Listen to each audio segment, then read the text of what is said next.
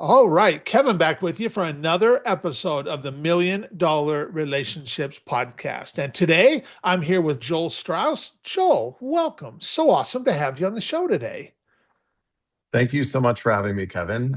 Pleasure to be here. Yeah, I'll tell you, you and I, we got to have a conversation before, and actually, I should give a shout out to the folks over at the Quoted platform because that's how you and I met, and I found out about those guys probably about a year and a half ago from a good friend of mine, and I'll tell you. I have met some really amazing podcast guests because of the folks over at Quoted and stuff. And and I know you and I were talking about this before we hit the record button. I was pretty jazzed after our initial conversation, just kind of getting to know you and us getting to know each other a little bit. And I've been really looking forward to this conversation because you got one mad skill set, Joel. So I just want to start off by we'll just start off with a really simple, easy question to get the ball rolling here. What do you do and who do you serve? So we are a PR agency, a boutique PR agency, and we serve, I would say 95% of our clients are tech startups. We might have, the odd nonprofit, or some other non-tech company, but that's who we serve. In terms of, what we do, I would say that, part of it is traditional PR. So anything that results in getting them coverage, organic coverage. The other bucket is content, and the other is social media. Okay, okay. How did you get into doing this line of work? Because I don't imagine you as a kid, you were thinking like, I want to get into PR when I grow up. It's- I'll tell you how I idealized being in politics, and I got the heck out of politics. That's how I okay, got into PR. And so I was working in communications, but in the political sphere. So I was facilitating fundraising in the U.S. So mostly for gubernatorial or Senate races, and different events related to political topics and people, and ghostwriting a lot. And did not love it. It was not sort of the idealized version of things. And so I got out of that. I got an offer at a PR agency, and sort of went from there and worked in-house and then founded my own agency. okay, okay. So what was the time frame? What was the time frame that you were doing the initial thing, and how did it happen that you got an offer to work at a PR agency? Well, it comes down Is that to going to be personal part of the story of one of the relationships. questions I'm going to It's ask? it's definitely part of Okay, every step of my story is intimately intertwined with personal relationships. So okay, okay. I was very unhappy at this political job that I was in for almost 2 years in New York. Quit it, went to South America, traveled, came back to New York, and then I agreed to go on a boys' trip to Montreal. And what ended up happening is I met my brother's former roommate from an internship program.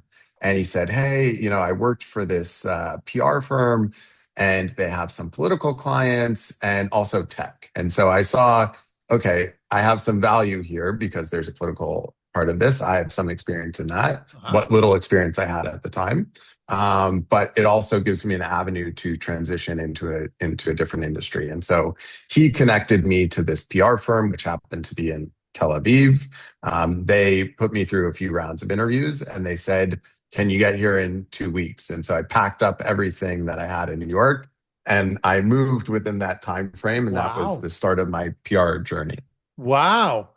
Okay, well, I'm not going to ask more questions around that because I already know this is going to be part of the relationship conversation that we're going to have a little bit here. So, okay, so what inspires you most, Joel, about the work that you get to do and the impact you get to make?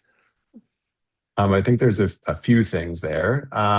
So the first is I feel privileged to be in a position that I think very few people are in, and that is I get to work in tech, but I get to work in tech with a bird's eye view of things. And so that means I get to be introduced and work with companies from across the tech spectrum, from fintechs to 3D printed, medical prosthetics, to cutting edge AI and semiconductor companies. And so I get to see really cool stuff and learn about it on an almost daily basis.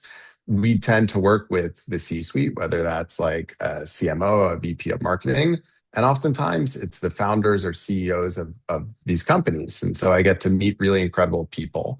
And then the third aspect of that is I do feel that we win them over and we get to add a lot of value. And sometimes that's value that really can change the trajectory of a company. And it's really cool to see, and we've seen companies go from, virtually not on the map at all to having like a really dominant position in their market. Wow. And Wow. we do so at less of a cost than if you tried to go the route of like ad buying or another avenue, which is often more expensive. Okay. Okay. Well, let's dig a little bit deeper into this if you're cool with it. What's an example of a result that you've helped a client? And if you want to share more than one, that's totally cool too. But what's an example of a result you've helped a client get that you're just incredibly proud of, Joel? It's tough to quantify all of these results, but sometimes it's very, very easy to see. Okay. And so, one of the examples that I'll use, I've got a couple actually. One of them is we had a client which is in a very particular niche. It's a replacement for traditional plywood, and it's plastic based. Okay. And so, it's relevant to plastic trade publications and boating publications because there's marine plywood and a Okay. lot of sort of niche publications. It's not necessarily going to be in the headline of the New York Times. Sure. And just having a steady stream of coverage for them, we were able to, have people actually knocking on their office door, which I've never heard of. I'm not In promising person. that to viewers of this. But they were knocking on their door, and since we started working with them, they basically don't have like a dedicated person for, business development and leads, or at least a scaled back staff Okay. because of our PR and because of the reputation that they gained through us, and they've raised since then. And we've had, another example or a couple of examples recently where we've been able to drum up enough coverage for their partnerships or even outside of the news, just commentary, that after investors said, "Hey, I read that piece," and they successfully, raised rounds and were able to engage existing investors, bring on new ones, and it was the investors that told them, "Hey, it was via the media that we're getting to this point." That's very cool. That's really cool. Well, okay, so now that we've got a little bit of context set here and people have a little bit of an idea of what you guys do and what you're all about and who you serve and that kind of stuff, I want to switch gears just a little bit and I want to start talking about the relationship side of all this. So, have you ever been introduced to a person or persons who completely changed the course of your life or your business, so much so that much of what you have today would not be possible if not for this person or persons? And I'm excited to hear your story and your experience around this topic of relationships. So, interesting question. I would say persons, and I'll try to keep Okay. this as succinct as possible. But I would say persons contributing in three different aspects of, Okay. of changing my life, from the business side. So one is starting my business, two is scaling my business, Okay. and three is saving my business. And Okay. so the first one, starting my business. So if we look at that, my former boss at the place where I worked, that was the guy who fired me. And in Israel, it's customary that you have what's called a hearing. And it's kind of a formality, they're going to fire you. Almost nothing changes the course of that decision, right?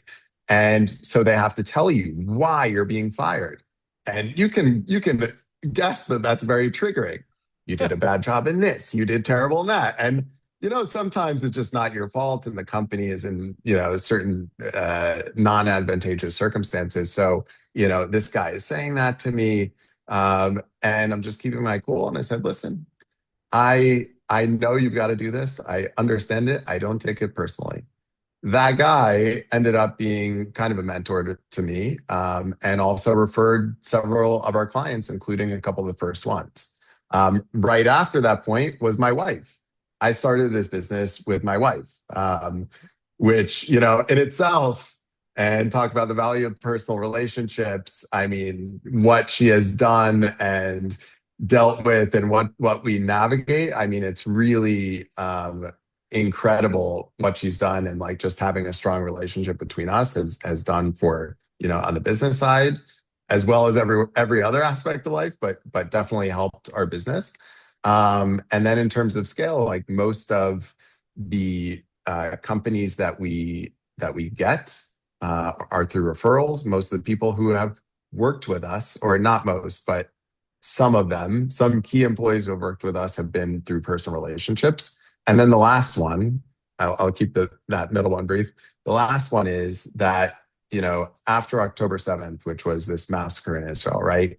Many people were called up to reserve duty, and they started, laying off PR firms because half the people in the company are going to whatever unit because it's mandatory, right? And so we lost half our clients overnight. Wow. And by chance, I had a really good conversation with a founder of a company in South America. And he sent me an email as our company was losing clients left and right. I didn't know what was going to happen. And he sent me an email, hey, just checking in. You made a really good impression the first time. By the way, it was a personal connection who referred this guy. And then he said, we were having a back and forth. And I said, I'm in Madrid. And he said, I'm actually in Madrid this Friday. Let's meet. And so we spent part of the day together. The personal connection that we built there led to him being a client, led to, a turnaround of our company. They're a client now several years later. Wow. And it was all from building a personal relationship. Yeah. Wow. Wow. So that's really fascinating. That's really fascinating because I've been the relationship guy for years, and of course, doing this podcast, I've heard lots of amazing stories like this, and it never gets old, Joel. And so I love hearing these stories. And so if we look at these relationships and we look at how they've impacted you, what is an example of a situation where you personally got to make this really substantial impact, maybe even in the moment, maybe it even surprised you a little bit, but yet you also know that would have never been possible if not for your relationship with any one of the people that you've talked about here stuff. What's an example of something like that where you were empowered because of one of these relationships? There are so many examples. It's difficult to pick one. I mean, I don't want to get too specific, but I will say that, one of the people that we work with right now was a former colleague of mine. Now he works with us. And we just maintained the relationship Uh-huh. over the years, very cordial. He ended up working with us, and he's the person who was really instrumental through some of his relationships in bringing on the companies that I had mentioned to you in terms of impact. I mean, that company where we were able to, help them all the companies that we were able to help raise recently in the US, were through this person who I had worked with, just had a great relationship with. And that company that had the knock on its door, which is getting tons of leads just through PR, which again, I'm not promising as like a standard result. It's through that same relationship. Yeah. Yeah. Wow. Wow. I mean, what a powerful testament right there to the power of right relationships, and of course, that's what this podcast is all about. So, what's your vision for the company going forward from here, Joel? The vision is to scale, but to scale um, within reason, Okay. and to not put scale above services. So, if we can continue to grow uh, through relationships and not cold outreach, and to make sure that we're working with who we feel are are the right companies, and we still have the boutique sort of model. We can get into the model later, but as long as we maintain that and can grow, it doesn't have to be that we triple or quadruple or something like that. For me, that's the vision. That's one part of the vision. The second part is, to always improve our services. Obviously, like many other companies, we've been incorporating AI. We are doing more with less. We're doing more very efficiently. We're able to actually, it kind of facilitates personal relationships because when you've got that busy work taken care of, when certain things are automated that don't require a lot of thought, you have more time then to interface with the client. So, for us, I think that's a big part of the plan moving forward. Yeah, yeah. So, who is your guys' ideal client, Joel?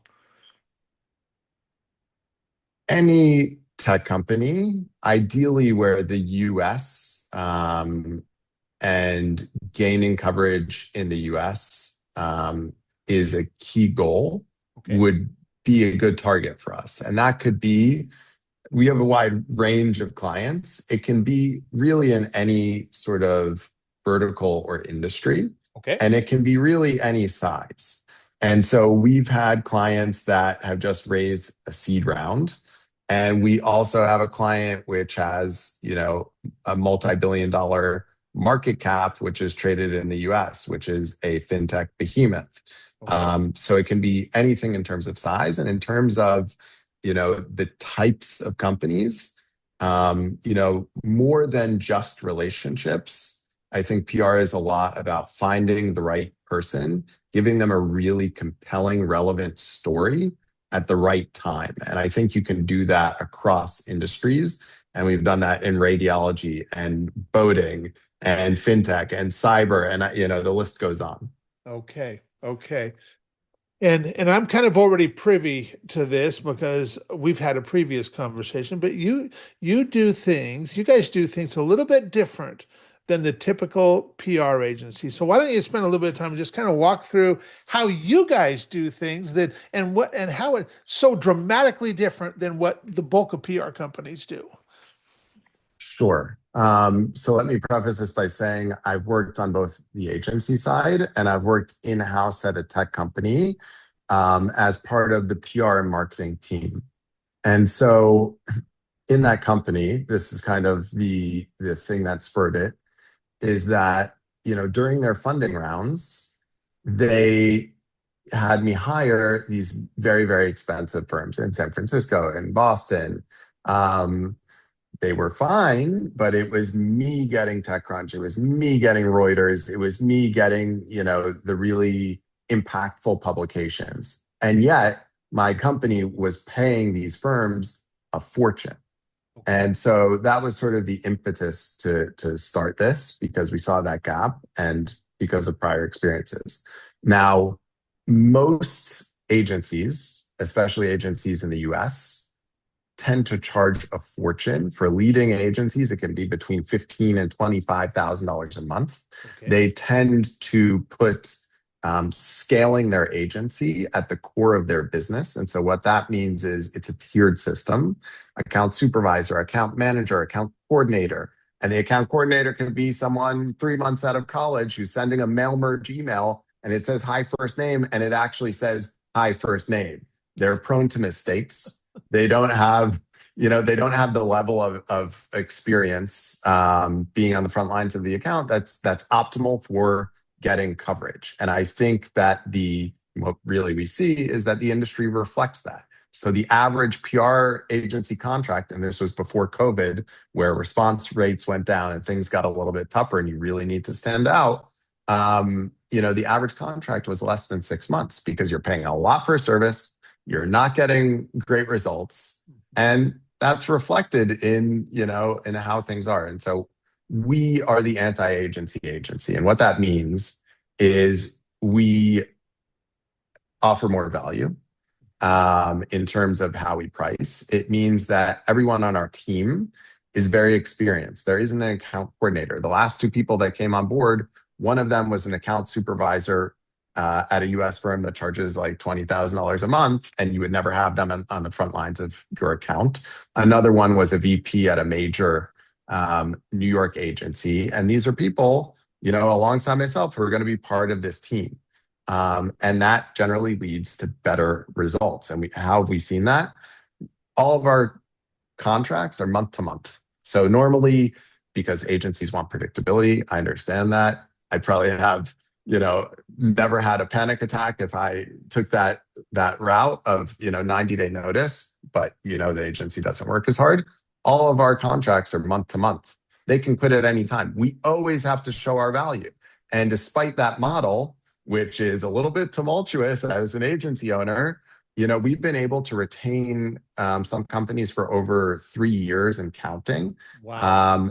Most of our clients, we worked with like probably 140 plus companies at this point. Okay.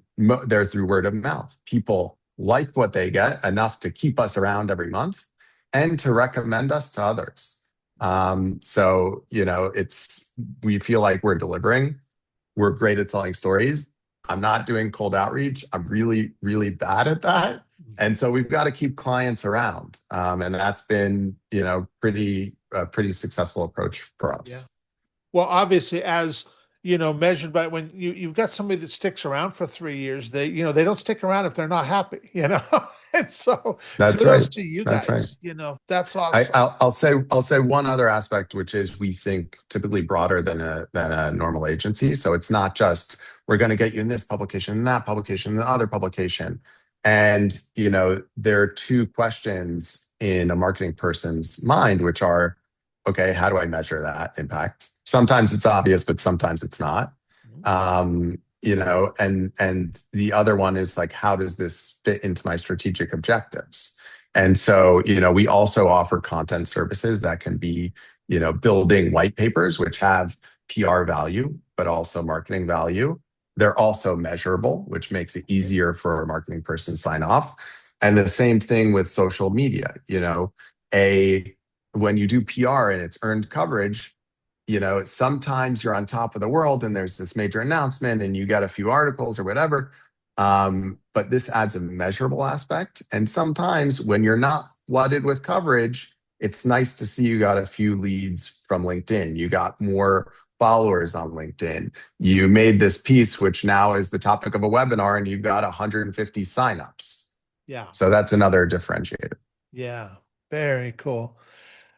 Well, I want to thank you so much for taking the time to have this conversation. Is there any last thing that you feel led to share before we call it a wrap, Joe? I'll share something extra. I think it's sort of an observation of how important relationships are on a cultural level. So I mentioned that I came from this political background, right? And I was working for this, let's call her a semi-famous socialite, okay? Okay. And at the heart of who she is building relationships. She's probably one of the best people in the world at building relationships, the who's who of American society. But what I saw in the US, which was very interesting, is that it's more gated. If you want to get to the CEO of this major company, you got to go through a few gatekeepers first. And I think one of the advantages when it comes to relationships, I went to Israel and lived there for a while. I live in Spain right now. Is that people are very open. And that allowed me to create relationships that probably would have been more difficult elsewhere. And I think there's a cultural component to it. And there was this conversation, I think it was between like President Nixon and Golda Meir. And, there was something like, he was talking about having to deal with hundreds of millions of people and being president. And Golda Meir told him, yeah, but I have to deal with 7 million people who think they're prime minister. And so there's not like a cultural barrier. And so you can get a WhatsApp of someone and connect with them, and they'll at least respond to you. And I think, it's just an interesting cultural observation. I think a lot of good and innovation can happen when people are more open to giving of themselves and giving their time, and also when people are just able, I guess, to take advantage of it.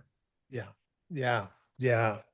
Yeah, you're right. I mean, just coming from that place of just being of service and being of assistance and being of help to others, man, that it just goes so far because now you get a reputation for that, and people start saying, "Well, you know what? Joel's the guy you need to talk to about this. Let me connect you with him. Let me just open it up for you guys to have a conversation, get to know each other, because I think he can totally help you with what you're dealing with and stuff, and Yeah, just getting a reputation for that is definitely not a bad thing. so so absolutely. and I'll tell you, once again, I mean, I want to just thank you so much for taking the time to have this conversation today, Joel. I really appreciate it. I really appreciate you, and I'm excited to get this out there and share it with folks. So thanks so much, man. Thank you for having the conversation. Really enjoyed it, and look forward to continuing to be in touch. Yeah, you bet.